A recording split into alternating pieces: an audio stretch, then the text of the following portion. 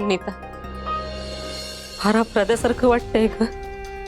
म्हणजे केलं सगळं आपल्या यांनी आणि शिक्षा मात्र झाली नानांना. हो ना, भल्या माणसाला गुन्हेगार बनवला हो यांनी.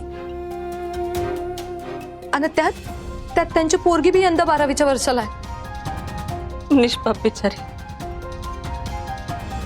नीता, आज नानांचा नंबर लागला, उद्या आपला नंबर यायला वेळ नाही लागायचा ना. आपण एक काम करू की पोलिसांना जाऊन सगळं खरं खरं सांगून टाकू की नाना निर्दोष आहेत, त्यांनी काही केलं नाही, जे केलं ते आपल्या यांनी केलं म्हणून. अहो पण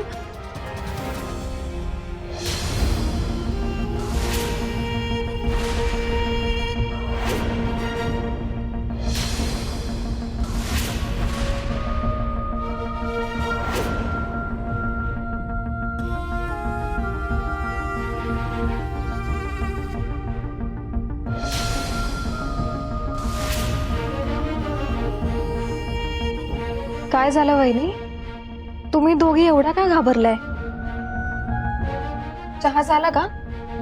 ते कसं आहे ना, धैर्यांची चहाची वेळ चुकायला नको.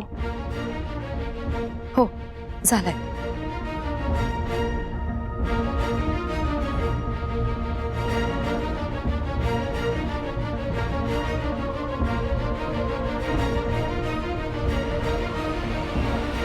ठीक आहे, घेऊन जा.